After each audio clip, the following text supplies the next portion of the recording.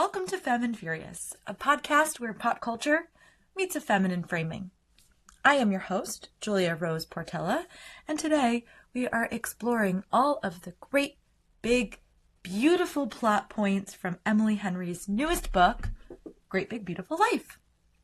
Before we dive into today's episode, let me tell you how you can stay in touch with the podcast. You can subscribe to the podcast on Spotify or wherever you get your podcasts. If you prefer to watch your podcasts, you can watch on YouTube or on Spotify. You can follow the pod over on Instagram at FemmeFuriousPod. You can also send me an email if you liked this book, if you have thoughts and opinions, if you think I got something really right or really wrong. Inbox is open. You can send me an email at FemmeFuriousPod@gmail.com. And last but not least, join the Two Femme, Two Furious community, which is currently having a promotion. It is 90% off. You can get it for just $1 a month for right now. That is until like May 10th or so. And you just use the code LAUNCH at checkout. And the community includes Femme and Furious Fully Loaded, which are bonus podcasts. You get at least one a month. Okay. You also get 15% discount on merch. You get Tea Time, which is the online chat. You get Fast Five, which is a weekly content roundup. I just finished watching You on Netflix, and it was for the book girlies this season. So if you are a book girly, like a dark romance girly, You was for you this season, okay? And I just talked about that all on my Fast Five over in the Two Femme, Two Furious community. You also get access to the Suffragette Award, which gives you voting privileges for episode topics, bonus content, and more. Right now, I need help voting on a trilogy that we will be covering as part of our series experience in August. So if you want to give your input about what kind of content we should be covering, you can go join the community. That is happening all over there. And then last but not least, there is Sunday Brunch, which is a monthly virtual hangout where you get to come and do like trivia or karaoke night or baking classes with your girlfriends online. It's great. It's right from the comfort of your couch. And we have a really good time over there. So join the Two Femme, Two Furious community. Can't wait to hang out with you. All right, bookish baddies. Let's dive into today's Femme Frame, where we will look at all of the rich themes that this book has to offer. In case you missed it, we are looking at Emily Henry's newest book, Great Big Beautiful Life. Now, normally, I think her books would typically get categorized as romance, but to me, this book felt much more like women's fiction or a contemporary novel. So just in case you haven't read the book and you have found yourself listening to this podcast, hi, hello. Today is going to be a great chat, and I welcome you, my kindred spirit, to the Great Big Beautiful Life. Here's a synopsis. Great Big Beautiful Life follows Alice, a celebrity journalist who has pitched the once famous but long disappeared Margaret Ives on writing her story, her biography.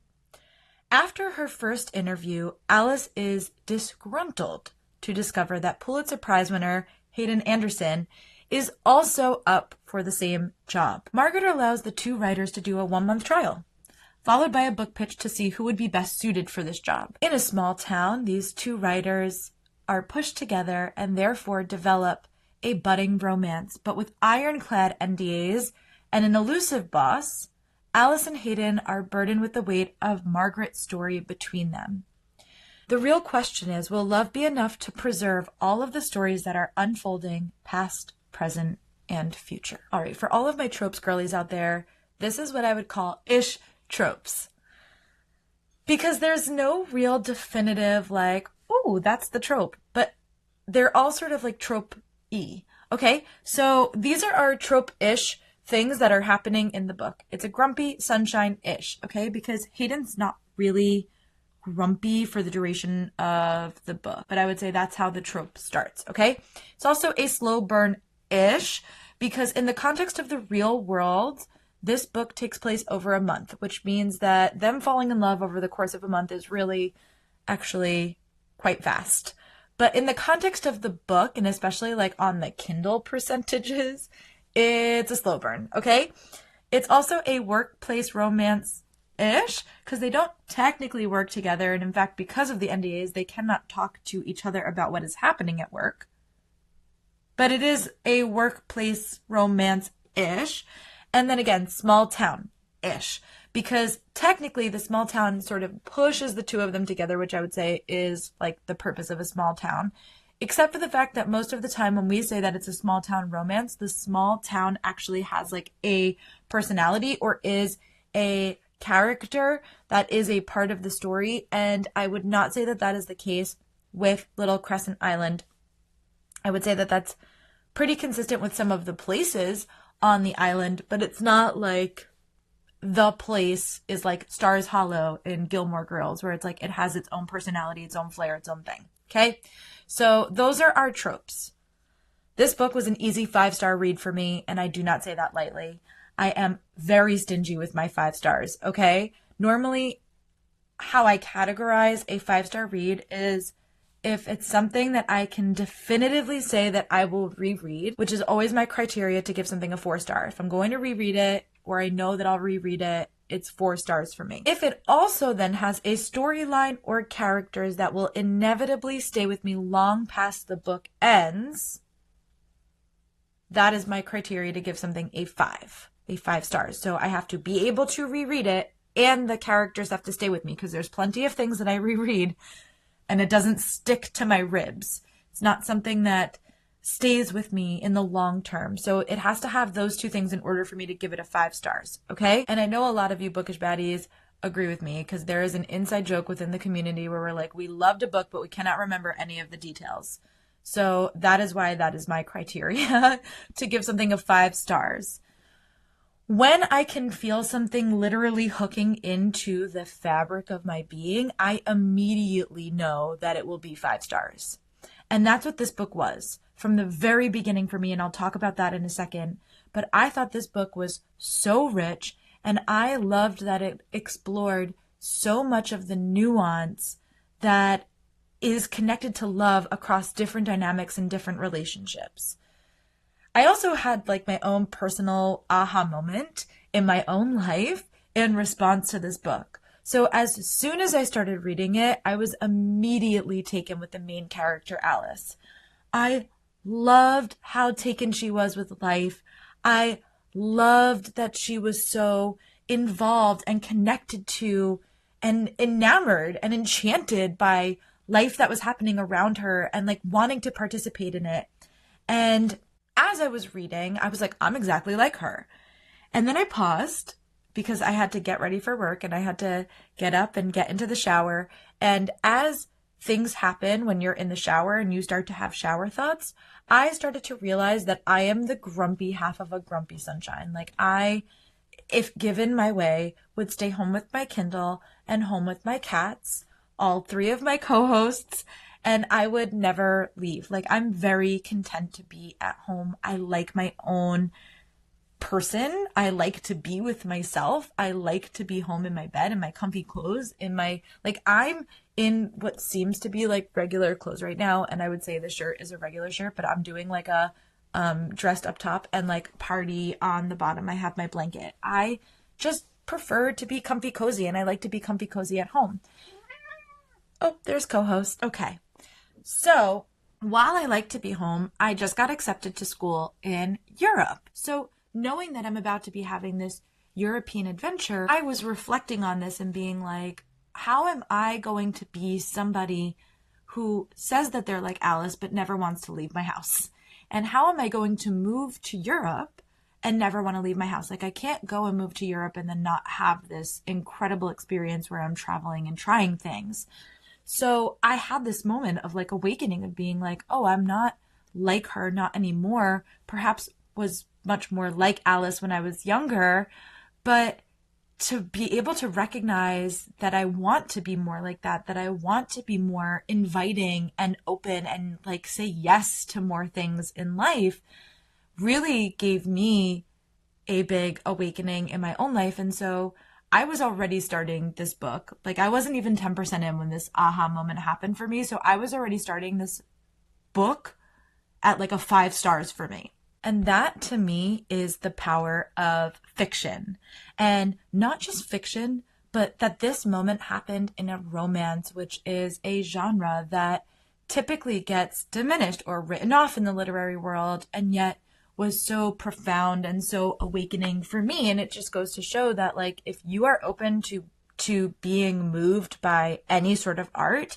if you are not going to critique it for being light or fluffy just because it's a romance, and it is those things, and yet there was so many profound things, not just for me personally, but within the scope of this book that were touched on. And I think that is the brilliance of what is defined in the world as like chick lit, is something that for me, or maybe even for you, offered me a profound experience to have my own version and define and consider what my own version of great, big, beautiful life is. So thank you, Emily Henry. I love you. And I'm excited to cover the rest of her books in June. Now, despite me loving this book, there was a lot of discourse with it. And I feel like there was no middle of the road reviews. I feel like I've either seen people love it as much as I have, or absolutely hate it. And I think for many people who are Emily Henry fans, they were disappointed that the love story in this book was not front and center. But this book is a love story. It's a story about loving life, about the love shared between family members. It's a story about the love of your work and the passion that you can bring to the work that you do. And of course, there is some romance sprinkled in there. But is it the center point? No, because if we're taking something like Great Big Beautiful Life, it's so much more than just romance. A Great Big Beautiful Life is filled with all sorts of relationships and all sorts of things that you would love and care about that fill you up, that give you purpose, that give you hope, that give you joy, that give you that sense of contentment and joie de vivre.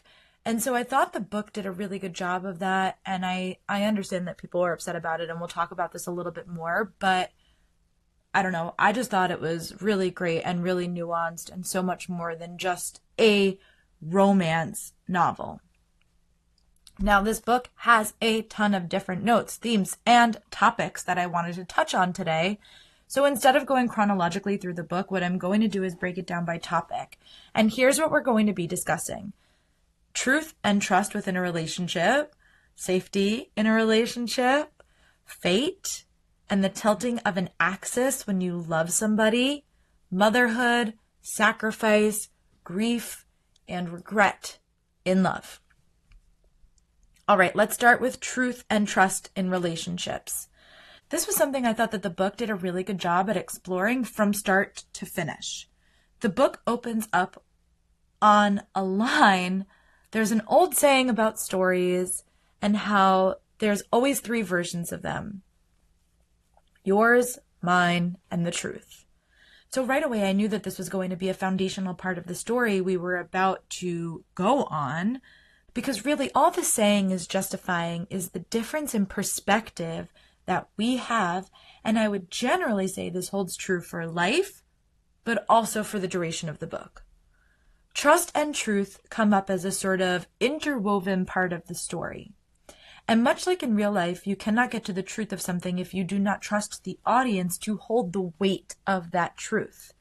And this is something that consistently comes up again and again between all of the characters in this book. Predominantly, we get to experience the discrepancy of truth and trust in a relationship by all of the different recollections that Hayden and Alice have in their time with Margaret. From the very beginning, from the very first time that Alice and Margaret meet, they are negotiating truth and trust. Alice says, "My point is, if you're ready to tell your story, you deserve to have it told exactly how you want it to be. It needs to be yours and nobody else's. And the only way that works is if you're doing this with someone that you completely trust." Only for Margaret to counter, "What if I don't want it to be my version of the story? What if I want the whole awful truth?" And this really sets up the foundation for Margaret and for Alice, because the entire time that they spend together, Alice is literally willing Margaret to trust her. There's even a line where Alice says, "You can trust me." I think at her in between every line. So literally every single thing that she's saying, she's like, "You can trust me. You can trust me. You can trust me." And this trust between Alice and Margaret ends up becoming foundational for their relationship later on. But in the interim, while Alice is literally working so hard at cultivating this trust with Margaret, she organically draws it out of Hayden. Hayden and Margaret obviously share this very closed off, somewhat cynical and distrusting demeanor. Margaret's stems from fame and from scandal, and Hayden's stems from the scrutiny of being the mayor's son. And I really like this because isn't this fundamentally true for us as humans? We can all recognize that truth is a currency we use in a relationship to afford someone's trust. And so with a character like Margaret, who essentially comes into the story saying that she wants to be able to see her story in black and white, one where she's not the hero. She wants this story being told objectively, that she wants the whole awful truth. Well, her inability to actually be honest, and in fact, often intentionally omitting details or lying, is actually the thing that brings Hayden and Alice together and develops their trust within each other. They're able to create such an understanding that even if they can't discuss what, they can discuss that there is something in Margaret's story that's not adding up. Math ain't mathin'. And this one connection point forges their relationship because each truth that is disclosed between Hayden and Alice feels more organic since the trust that they already have has been pre-established in their shared understanding of Margaret's falsehoods. Brilliant. And for someone like Hayden, who is very reserved, his honesty is the warmth that matches Alice's generally half glass full type of energy.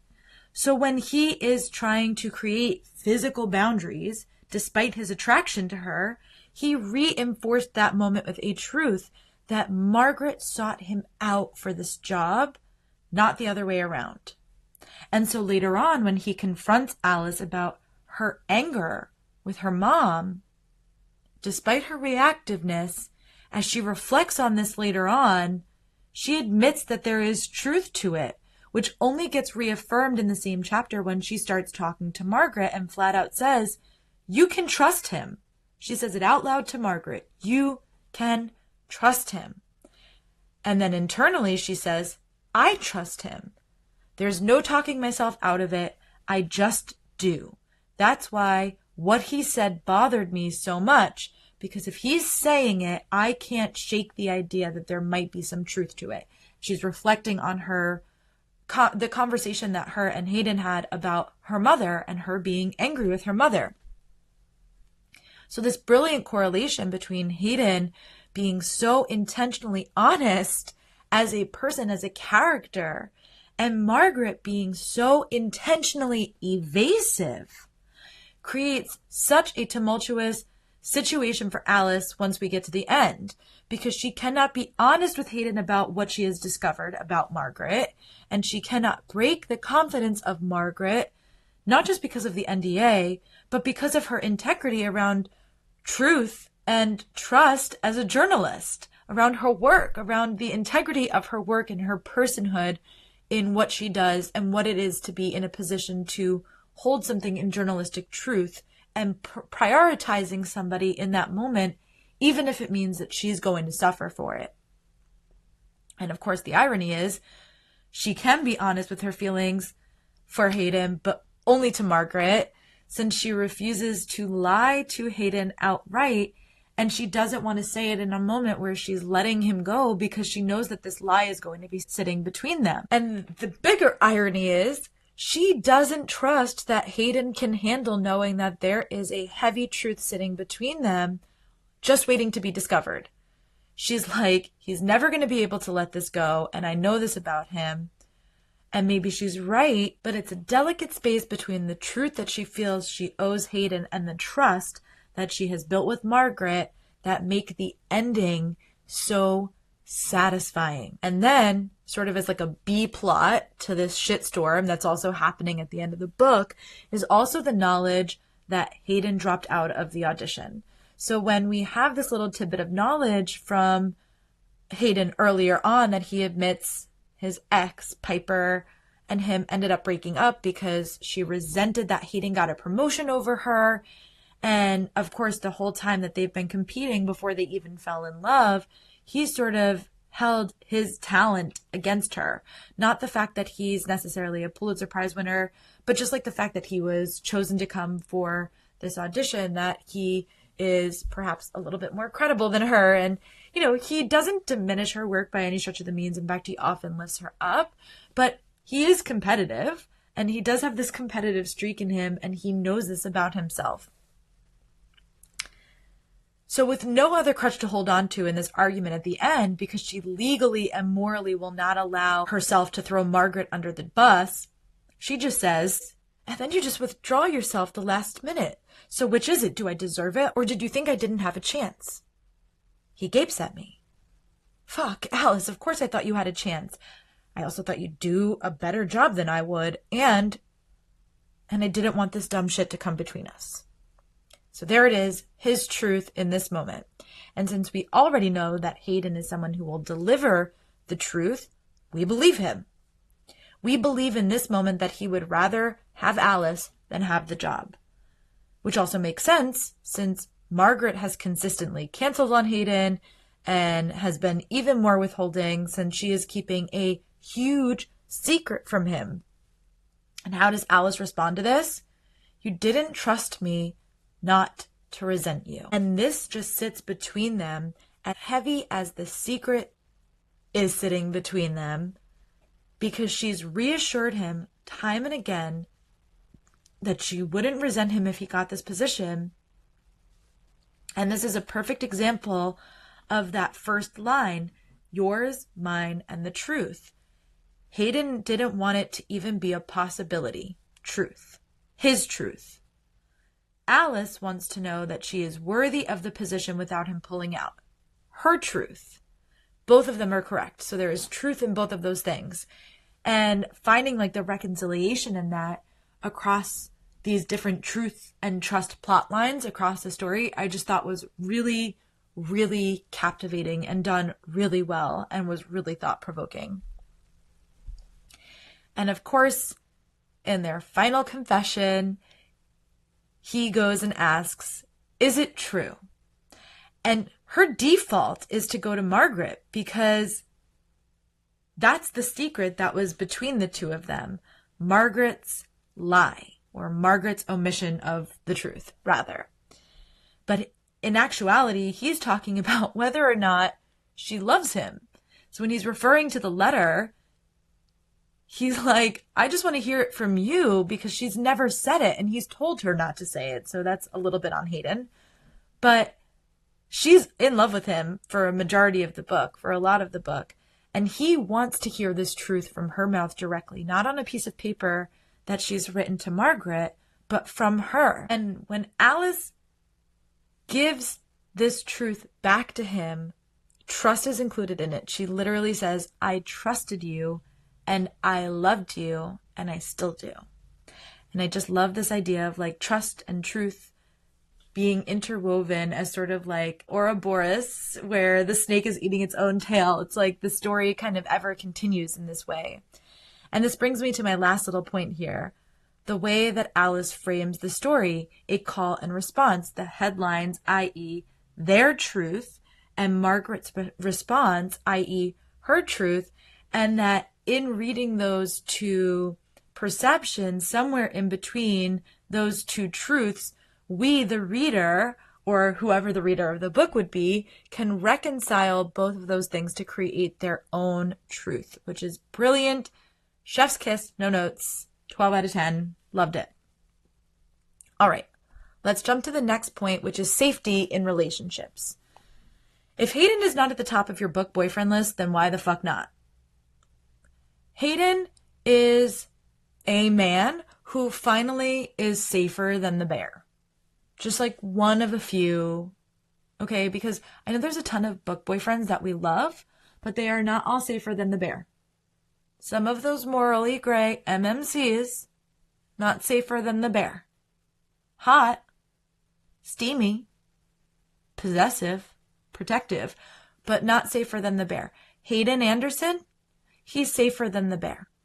And that's why we like Hayden. And before we jump all the way into Hayden, we're going to start with everyone's favorite situationship, Theo. Now, if you were not triggered by Theo, then perhaps you have not lived. Because we have all been here, I think. We have all been Alice, who literally starts the book by saying, fact, I am not the official girlfriend of a man I have been dating for 7 months. Okay. I felt that one in my soul. I had to reread it 3 times. I was like, she's the official girlfriend of a man that she's been dating for 7 months, because that's a normal thing that people would do.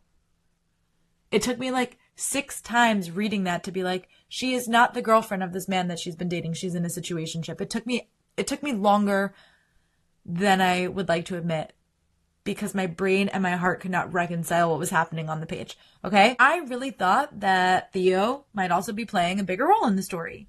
But I think that just having a very flaky dude in the background as sort of background noise, as not even a C plot, but a D plot that's happening, makes you appreciate the safety that Hayden brings so much more. When she describes Theo later on, Alice says, now a different sensation rumbles in my stomach, the anxious flutter I still get when I hear from my on-again, off-again, not boyfriend. How did it go with the heiress, he asks. I'm touched, he remembered. Probably too touched. I haven't talked to him about much else the last few weeks. But still, he reached out to check in. That's something. I felt this part of the story to my core. To my friends and my family who listen to this podcast, you can just hit the skip button 5 times over to avoid reliving our shared trauma for a moment, if you would like, because I dated a guy who was just like Theo, probably even worse than Theo. There were so many times I would do this exact same thing. The delicate balance between seeing an effort for somebody that I somewhat cared about, that somewhat cared about me, and knowing innately in my gut that I deserved more. This is totally inherited, by the way, both in real life and in this book, because Alice is just dying for her mother to take any interest or care about her work. So this idea that this situationship takes a little bit of notice in her work, in her career, something that she feels she needs to validate and prove, of course she would attract the same type of person. I mean, she's reliving the trauma of what has not been fulfilled with her mother through Theo. She then goes on to say, I watched the film for a minute, 2, 3. I set it aside. I was drawn to Theo for his easy confidence and his laid-back, carefree way of moving through the world. There's something so appealing about a person who doesn't take anything too seriously, until you have to text with one. Theo's terrible at it. To be fair, I'm not amazing myself, but he's the king of sending a message to which I immediately reply, and then waiting a full day to acknowledge my response.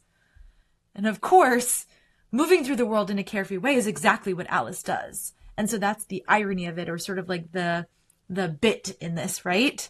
I would not consider her to be laid back. I would say she takes life very seriously, and so does Hayden, and I think that's why they're a good match for each other. But she is someone who views the world as a playground.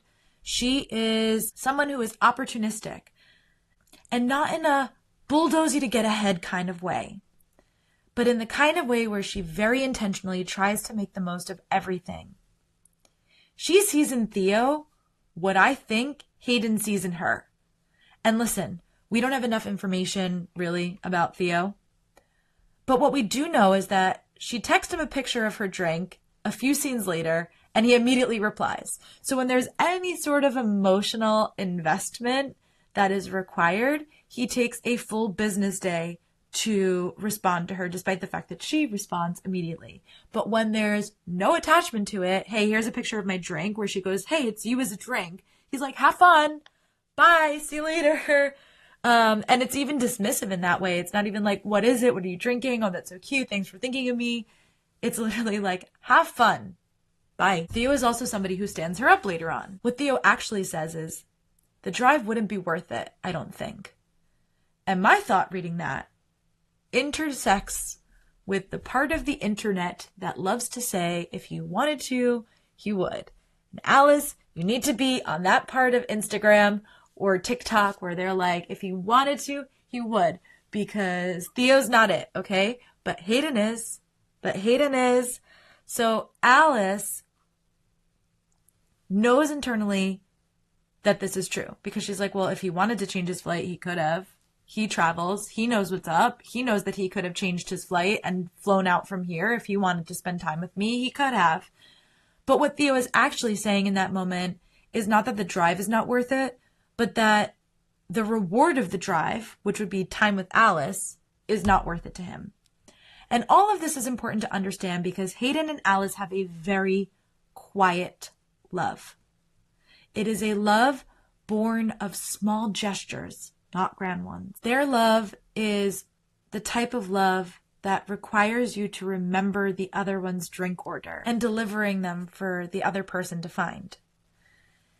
It's waiting for Alice to get into her car before driving away, or walking her places just to know that she's safe. It's them checking in on each other when they haven't heard from one another in a minute and they think that there might be something going on, or perhaps that the other person is hurt or not okay. It's caring about and being interested and invested in each other's work, and not just this one job that they're doing together, but their work outside of Margaret. And again, this is the type of love that equates to the love that she has with her mom. So what she doesn't get from her mom, she seeks out from Theo. But what she does get from her mom, she also receives from Hayden. And I thought that was really beautiful because the love that she has with her mom is not born of words. Her mom is a bit stoic, to say the least.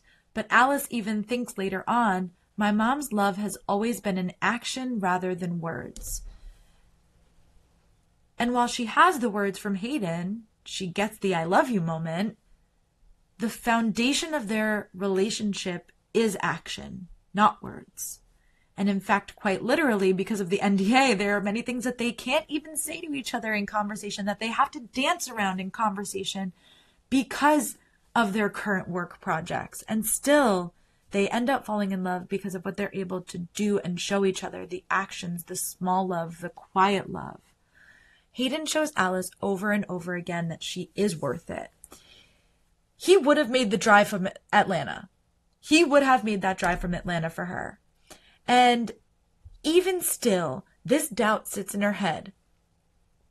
And whether it's from her mom or it's from Theo, or maybe it's just from like Theo adjacent guys that Alice has had to deal with over the course of her lifetime, Hayden not only gives up the job for her, but then offers to move to LA because he wants to be with her. And he's like, every minute that we're not spending together is like a minute wasted. And this is what's going to matter at the end of my life.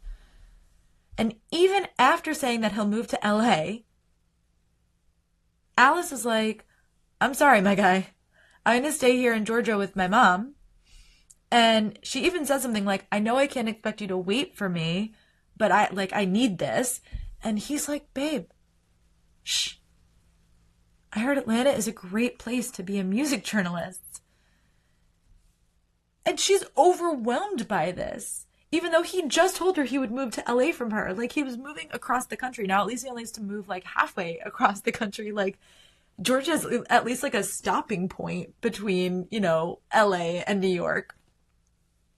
So he's not only willing to move, but because she's staying with her mom, he literally ends up basically saying, I'm committed to making this drive from Atlanta to see you, to be near you, to be around you so that you can do this project, so that we can end up doing this project with Margaret, which they do end up doing, but so that she can do this project with her mom and spend this time rekindling her relationship with her mom, which becomes so important to her.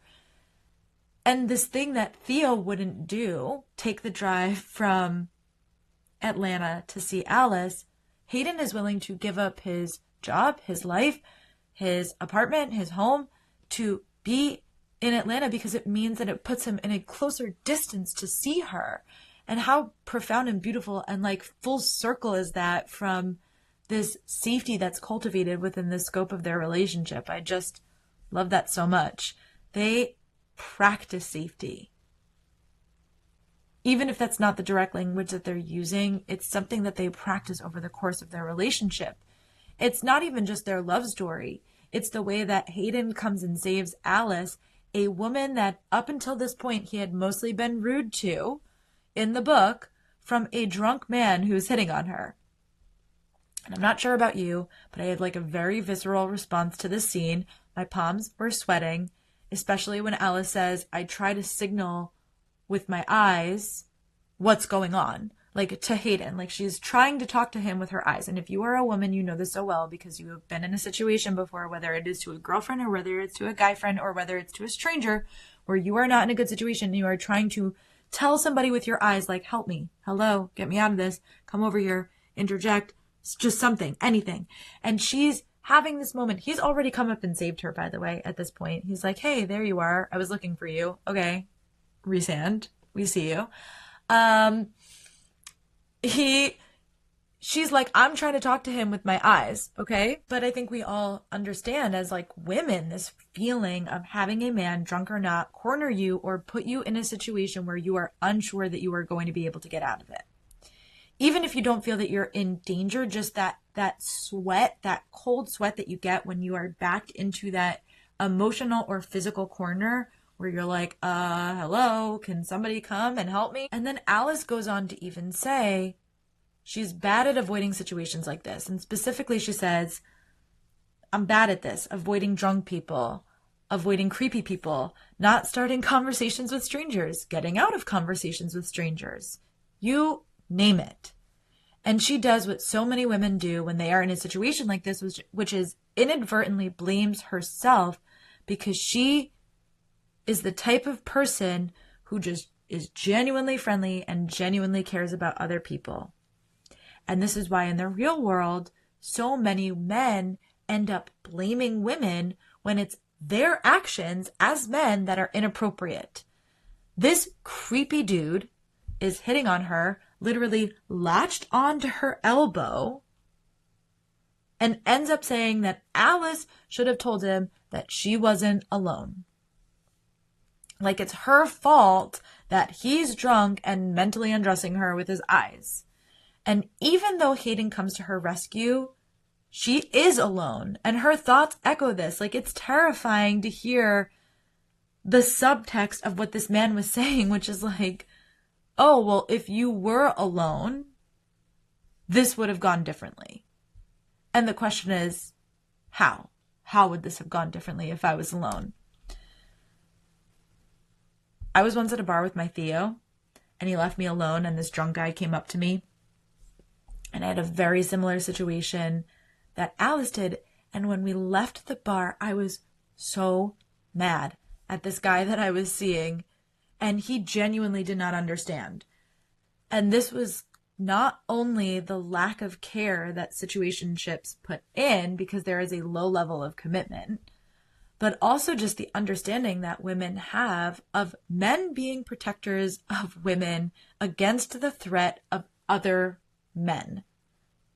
And it was just very stark to me in that moment that sometimes men do not even see other men as a threat because they do not see themselves as the threat. He was like, well, I was fine and you were fine. You weren't even drinking. It was all fine. Everything was okay. And I was like, yes, but I was in a situation where a drunk man who doesn't know me and doesn't know you, like put me in a situation that I did not feel comfortable with. And this sort of experience that I had with my ex at the time, who never said it directly, but through his actions, through his facial expressions, through the conversation that we were having, was insinuating that I was being dramatic and that my panic was misplaced. So in a world full of Theos, be a fucking Hayden. Okay, last little point on safety in relationships before we move on to another topic. It's not just Hayden who is concerned for Alice's safety. Alice is concerned when she sees that Hayden hasn't eaten the croissant or drinking the green tea, and she's like doing the mental math, and she's like, surely he is back from his run at this point, so why hasn't he eaten this? And she's like, something must be wrong, and she starts banging on the door. She cares about him. She cares about his safety. She cares about his literal physical safety.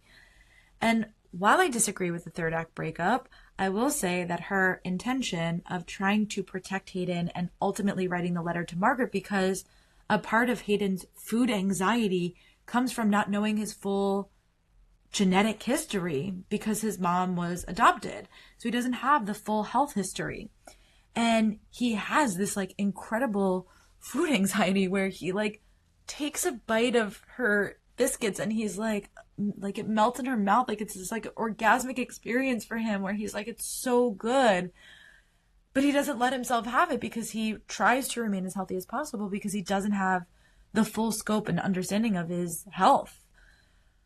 Most notably though, there is a line where she recognizes that Hayden, with all of his health habits, is shy about his body.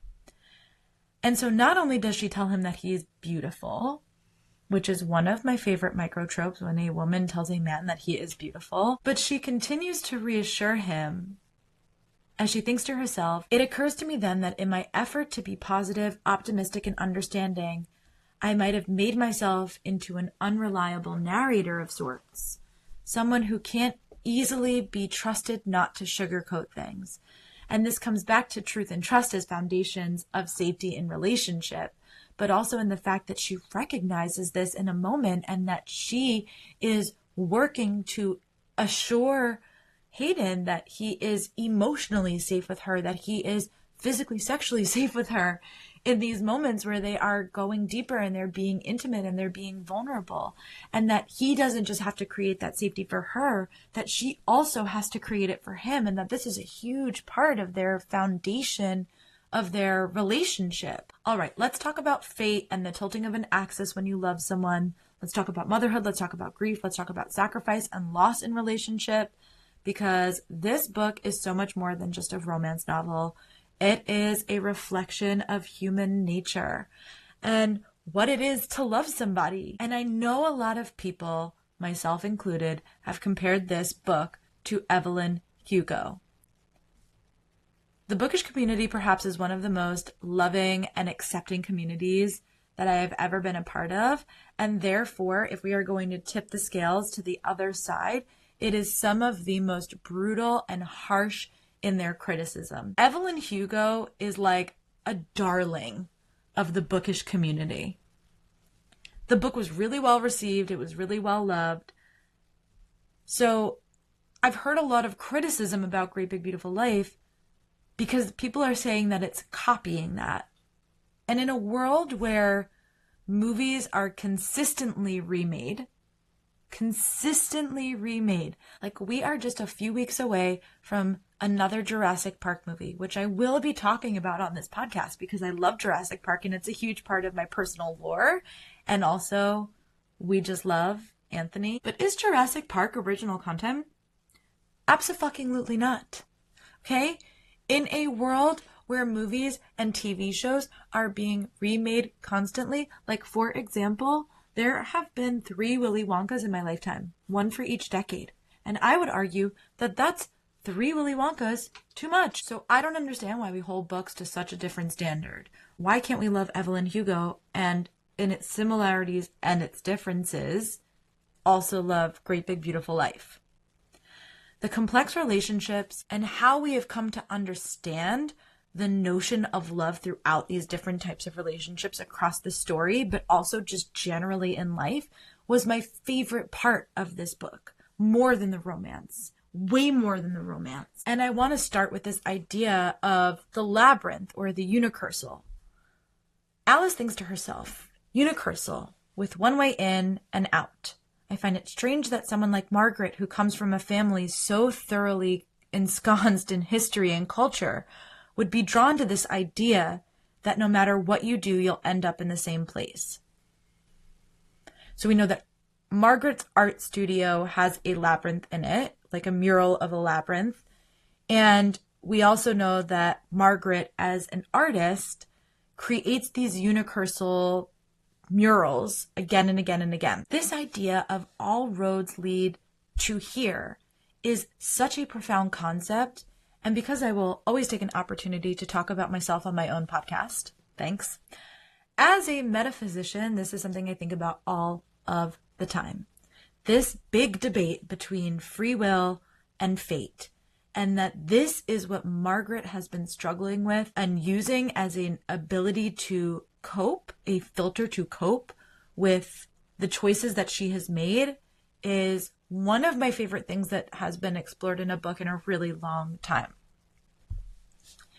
Margaret believes innately in what the book conceptualizes as Nicolette, the person that you would do anything for, the person that would make you give it all up.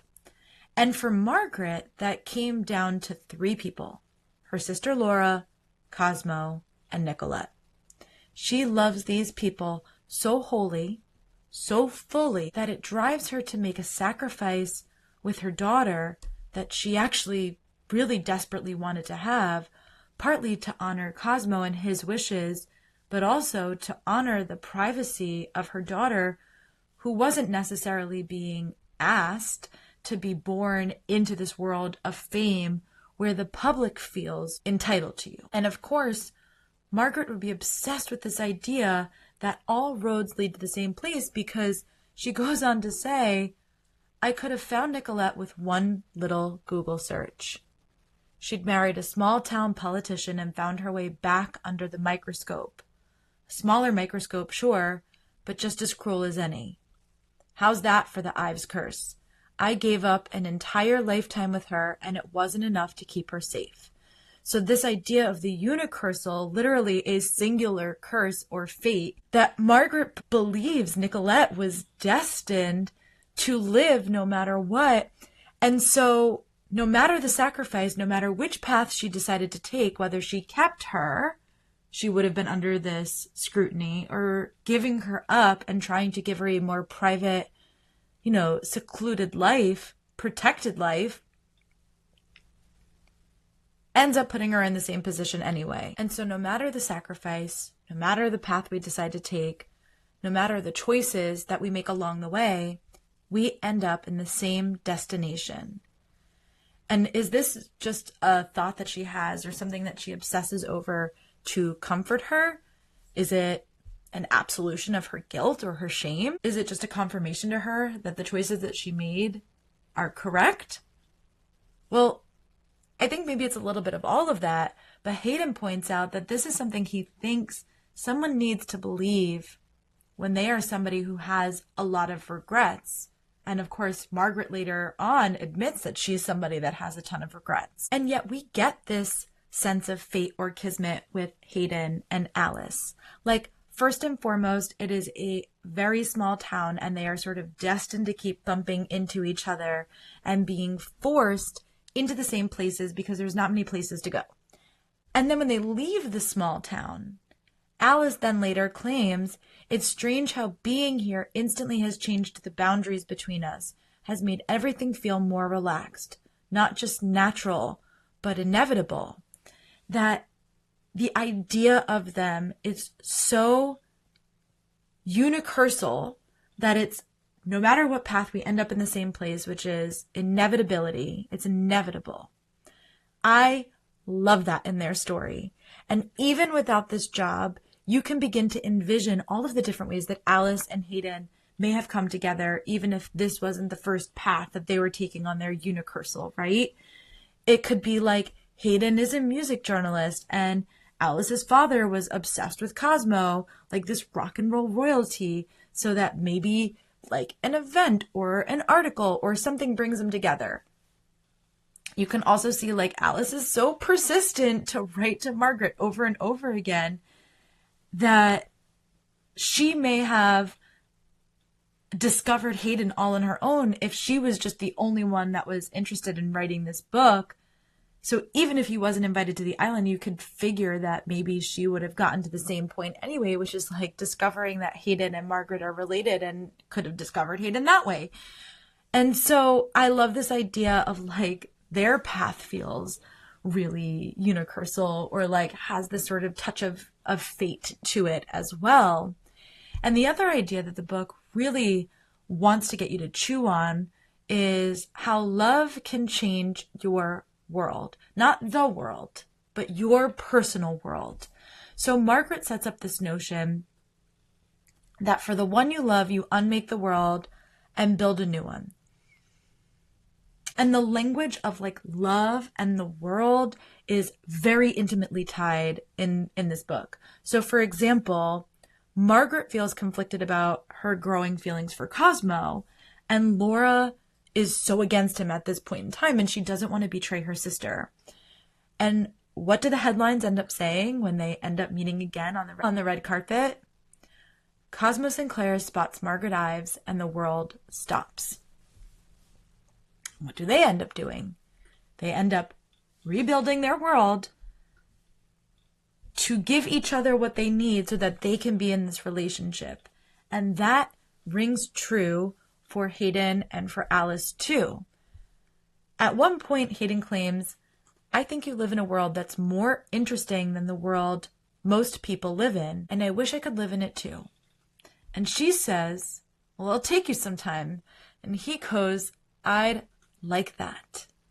And in a later stretch, Alice says, "I prefer that version of the world," in reference to something that Hayden is talking about. And he goes, "You do? It's yours." "Oh, I can have the world?" "Mine," he says. "Yeah, you can have mine."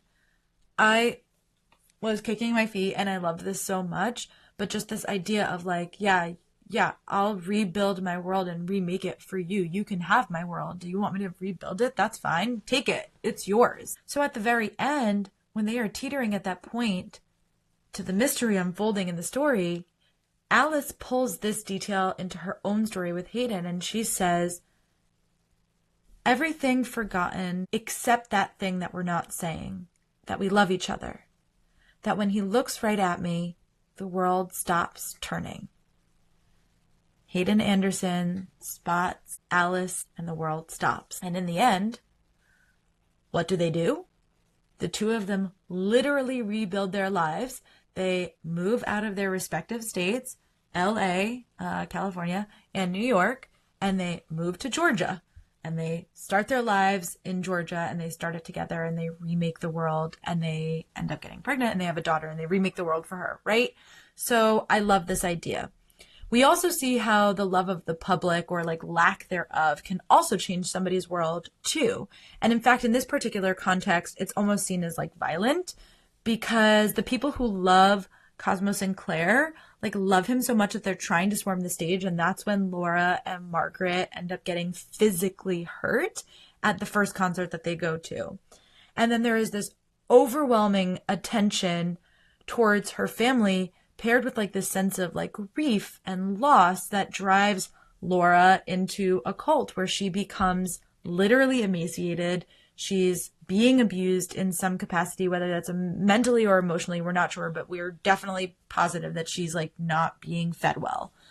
And at one point, Margaret even notes that like Laura is afraid of her, even though Margaret loves Laura to like, no pun intended, the end of the earth. Margaret loves Laura so much, and it's so overwhelming to Laura that she joins a cult. And that's not the only reason, but that's a part of the reason, or that's a part of the wedge that's like sort of between them when Laura joins the cult. So again, like this love pushing people into like a state of like remaking the world in a way that's like violent or not actually healthy. And there's obviously other moments too, like the public and the paparazzi leading to Cosmo's death in this very like Princess Diana-esque accident. And Hayden is another example who, under the criticism of his very small town, is asked to lie for his mother and literally like remake through a lie their world, their reality. And internally for him, this reshapes his world and his perspective for not recognizing how bad it was, and ultimately leads him to be much more observational about other people and what they're going through and what he thinks about them, and some of his own like medical anxiety, or like everything that he went through with Len, and feeling like anxious about what people might be going through internally but also the fact that he's more withdrawn and more reserved. And like, it's not this grumpy sunshine. It's like, I'm unsure of the world in some ways, and like the world that has been rebuilt around me because of this critical thing that has happened for me in my formative years. And then of course there's this brilliant bit about ageism and the world being sort of like remade with age for women, so that when Margaret talks about going out again in the public eye, she says it in a way that because she is not recognized and does not have the public eye on her, she therefore does not have the public love on her. And she is sort of like out-aged this hysteria of what it is to be a public figure. And it becomes something nostalgic for the public because there are Reddit threads and there are other people like Alice, or like the Alices of the world, who still care about these things and care about the history or like the mark of these things. And then there is obviously Alice herself, who continues to pull the thread and pursue this story with Margaret, but it's not being mobbed by the paparazzi wherever you go.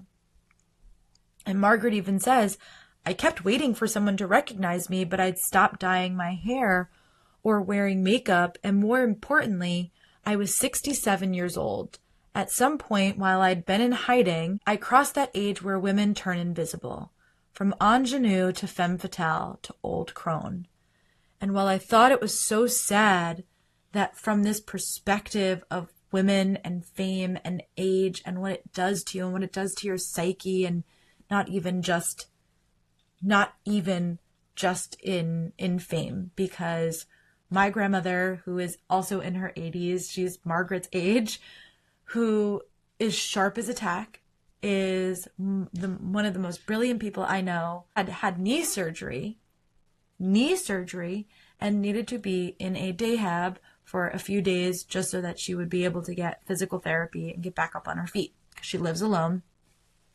And so we went to the hospital to go visit her.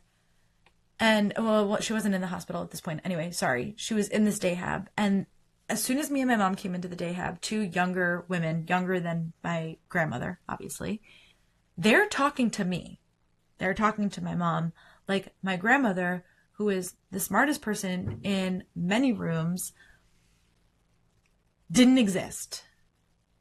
She was not there because she had any sort of mental cognitive issues. She was there because she had her knee replaced, and she could have told them any of the information that they were asking from us. And I had to like keep redirecting these nurses to my grandmother for her preference, because she's perfectly capable of having that conversation for herself. And so this like idea that we discredit people as they get older, but especially women, because they're no longer young and like hot and beautiful.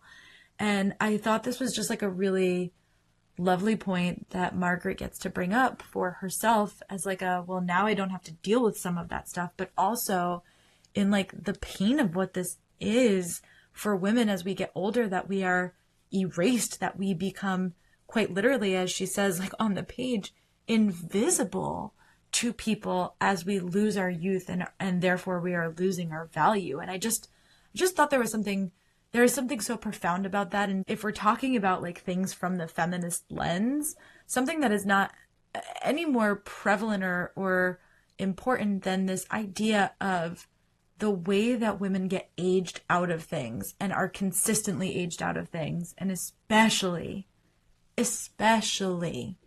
in something like the public eye. And what I love about this is that in not being in the public eye, her world is unmade and remade, and now she gets to experience new love within it. Her later years with Laura, Jody, Cecil, Hayden, all of these new connections that she gets to forge without being in the scope of the public eye. And there is also a more subtle theme of love as a sense of belonging. Hayden and Alice connect over their fact of feeling a sense of lack of belonging to their families. And Hayden jokes around that he felt that he wasn't living up to the expectations, especially like he's tall, but he doesn't play basketball, and he's got a brother who's like the captain of the football team and all of this stuff. Meanwhile, Alice has this profound line later on where she claims, talking about her mother, I think she loves me because I'm her daughter, but I've never felt sure that she loves me because I'm me. And like drawing that distinction and being able to hold that as a truth within the scope of a relationship with your mother, I think is really intensely fascinating to explore. And of course, later on, she ends up having this whole outburst to her mother where she says, like, it's so lonely. It's so fucking lonely being the only person who doesn't belong in this family. And of course, what Alice and her mother both come to realize is that it's the loss of their father, or like for Alice's mother, like the loss of her husband, and that this one person is actually inhibiting them from having a more intimate relationship because he was the one that was giving them both this sense of belonging. And I said it on the last episode of The Last of Us that we just did, but there is a great quote from Marvel, one that I am sure I will be talking about forever and ever until the day that I die, and I am sure that I will be mentioning it on this podcast frequently. But there is a quote in Marvel from WandaVision where Vision says to Wanda, "What is grief if not love persevering?" And it's one of my favorite quotes because it is so profound and it is so true and it is so, like, that changed the fabric of my being. That was one of those things that sticks to your ribs. Okay.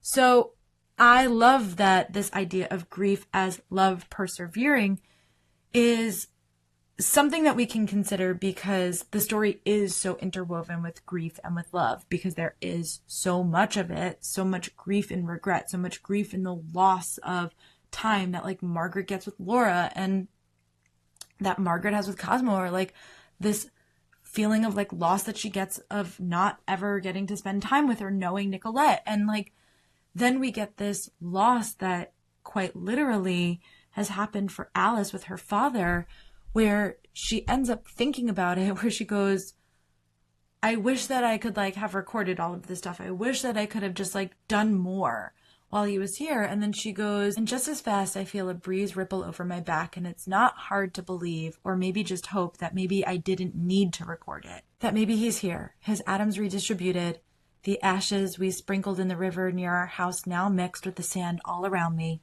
his love permanent and intractable as ever. Love isn't something you can cup in your hands, and I have to believe that means it's something that can't ever be lost. Such a beautiful passage about love and this idea that like love and belonging with her father, where she like then goes and does like the most human thing ever, and she texts his number and she's like, I know this is going to be given to somebody else someday, but I just text him what is in my heart right now, and I can only summarize it as thank you for everything that he's given her, for the sense of belonging and purpose and, you know, love that he had given her that she does not feel with her mother at all at this moment in time. So when we get to the end of the book, this passage is so brilliant, and I loved this part of the book because I thought it highlighted so much of motherhood and the grief of what it is to become a mother, and to know that this person that is so a part of you is going to be separate from you one day, and how you are going to reconcile that, and then on top of that, losing your partner. And so I thought this passage was beautiful. The mom says, as you grew up, grew into yourself. I don't know how to explain this in a way that won't make me seem like an asshole, so I'll just say it. For the first few years as a mom, I felt like you and your sister were pieces of my heart walking outside of my body. You were your own people, but you were also mine. It feels like a miracle because it is. You had your father's DNA and you had mine, and somehow that made you a whole new person who was both of us and neither. And then you started growing up and you found things to like, things I'd never really considered, pieces of yourself that were all you, and that you didn't need me anymore. It was amazing. It's what's supposed to happen, but it's terrifying too, to let you grow past me. Suddenly there were all these locked doors that used to be wide open hallways. And then she continues on to say, your dad understood you. He understood the things you love. He understood your sense of humor. He had access to pieces of you I couldn't get to, and I was okay with that mostly. But when he died, God, Alice, I haven't been able to figure out how to be what you need. He always knew the right thing to say to you. He always knew how to cheer you up, how to talk you down. And I want to be a good parent to you, but I can't be him. And Alice says, I don't need you to be him. And she goes, you deserve him. You don't know how many times I wish it had been me instead. And so this survivor's guilt that she has, that she's outlived her husband, that he died unexpectedly, and obviously it's not how you're planning to live your life when you're falling in love with somebody, right? That you are going to lose this person that you love so fully, like Margaret lost Cosmo, like the mother lost the father. I don't know their names. I'm really sorry, mom and dad, of Emily Henry's Alice. So I say that because this grief drove them to have this relationship where, because of the grief that was sitting between them, because of the loss of her father, Alice feels put in one position, the mom feels put in another, and they don't ever have this conversation until right now, so it never gets to get healed. And so Alice feels like the mom doesn't love her, and it's clear to Hayden that the mom does, but what ends up being said is like, I love you, but I don't understand you. And the reason why that's so frightening for her is because the father did. And just that this grief is what drives so much of our relationships with people, and how their world was unmade and remade when the father was lost. That okay, fine, as a unit, we can bring some balance to this because where I don't understand your father does, and then he can make up for what I can't do. But now when our world has been unmade and there is no person to lean on to do that thing, I don't know how to be what you need. And so as we've rebuilt this world, we've rebuilt it in a way that's not fundamentally stable for either one of us, because I am walking on eggshells feeling like I don't know how to parent you, and you are walking on eggshells feeling like I don't love you. And this is such a brilliant reconciliation, and this is what I mean when I say that this book is so much more than just the romance. The romance is a nice little plot that we get, a wonderful part of the plot, but the love story between the family members is the most prominent and the thing that I really loved the most throughout the book. So last little tidbit on this, okay? We also get the sense of belonging between Alice and her sister, and like Margaret and Laura, and this idea of sisters in the book. Now listen. I play many roles in my life, but being a sister is easily my favorite. Sister is the most challenging, but I will always say that being my mother's daughter and being my sister's sister is the thing that tethers my soul to this earth in a way that is irreconcilable. And when I read the dedication for this book, which said, for my mom and for my 3 grandmothers, life is complicated, your love never was. That was a perfect summation, not just of how I feel in relationship to my own mother and sisters, but how Margaret feels for her daughter and for her sister. I think being Laura's sister was actually the love story of her lifetime. Even though she had Cosmo, this story with her sister was like chef's kiss. I loved it so much. And in one of the chapters, Margaret says to Laura, I worry about you when you're away. And the response that she receives from Laura is, I will never be far from you. Even on the other side of the world, my heart is with you, and I feel yours with me. Each falling out that she's had with Laura over the years weighed so heavily on Margaret and had led to so much regret and like misery and a sense of unbelonging, especially in the loss of her husband and then like the loss of giving up her child. But it also led her to some other really beautiful things too, like to Cosmo and then to Jody and then to Hayden.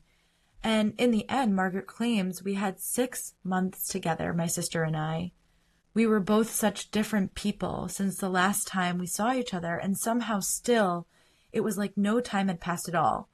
We still belonged to each other, belonged with each other.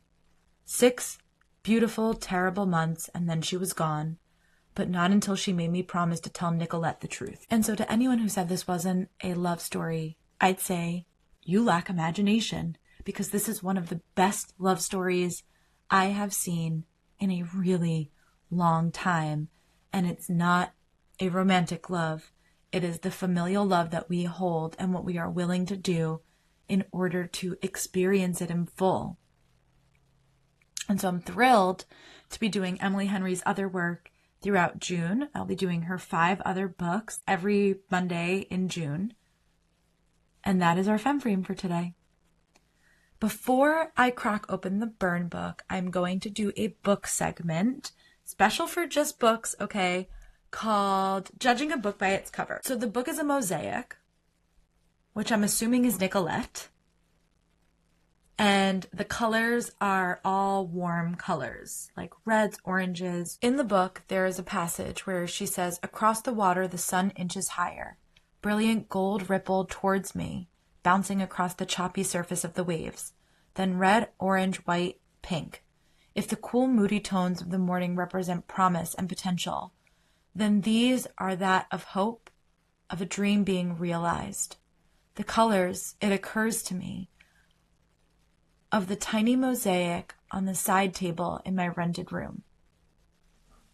Now, she's talking about Nicolette, she's talking about the mosaic, and so these colors are the colors of potential and promise and hope and dreams being realized.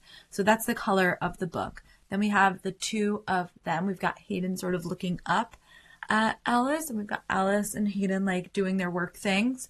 But just the fact that it's the mosaic and that it's specifically Nicolette, I thought was really, really beautiful, and just a small detail that felt really quite lovely in the book. Okay, great.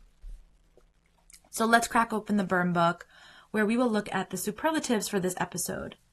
First and foremost, the bold and bothered award. When Hayden snubs Alice and says, like, "I'm not going to hook up with someone whose dream job I'm about to take from them," and Alice thinks about how arrogant he is and then promptly and deliberately ignores him for multiple days across town. A move that I not only love, but that I think should turn the Bold and Bothered Award into the Petty Crocker Award. I would have done this 1,000 times over. I love you, Alice. All right, the Shiro Award. This one goes out to Margaret, who sends the letter that Alice has written, the love confession, and then ends up coming clean herself and telling the truth to Hayden about their connection. The Femme Fatale Award. I feel like this one has to go to Alice blowing over Theo and like making some really strong changes here and not being the one to initiate plans and not being the one to like invite him somewhere to just hang out with him. So I really like that she like overcame the situationship. I know it was because Hayden was there, but I think she would have done it either way. Speak Your Truth Trophy. I think the recycled use of Peggy on my mind, Peggy all the time as like a lyric that Cosmo wrote for Margaret. And then it's used again when the dad is singing to the mom, and it's used again when Alice is thinking about Hayden, like Hayden on my mind, Hayden all the time. And then at the very end, obviously, Hayden says it to Alice, Alice, Alice on my mind, Alice all the time. I think that was one of my favorite parts of the book. It was very subtle. I actually shouldn't say it was subtle. It was not subtle. It was very in there, but it wasn't like a main talking point that I wanted to talk about, but I did want to add it in there somewhere. So it's going to the Speak Your Truth Trophy. And then Honorary Heartthrob. And while I love Hayden, and I do love Hayden, he's on the top of my book boyfriend list, which we will be going through at the end of the year. We will have an Honorary Heartthrob presentation. Okay? Alice and her entire love letter, I think, is the Honorary Heartthrob. The entire letter was so brilliant, and I loved it so much. And I think it might be one of my favorite love confessions ever. And that's our episode for this week. Thank you for tuning into Femme Furious. If you liked this episode, share it with all of your book besties. Let them know that we are doing all of Emily Henry's books. So if they need some good beach reads or fun summer reads, every week in June, every Monday in June, we will be doing that. That is what is going to be coming after the Last of Us series, okay? And so we're just getting our feet wet with this book right now. I will be back here on Monday talking about The Last of Us Season 2, Episode 4. We are like halfway through, right at the halfway mark of The Last of Us. And then I will be here next Thursday taking our first dive into the MCU, a personal pleasure for me that I'm really excited to explore as we watch and dissect the Thunderbolts. And until then, go and unmake and remake the world for someone that you love. Bye.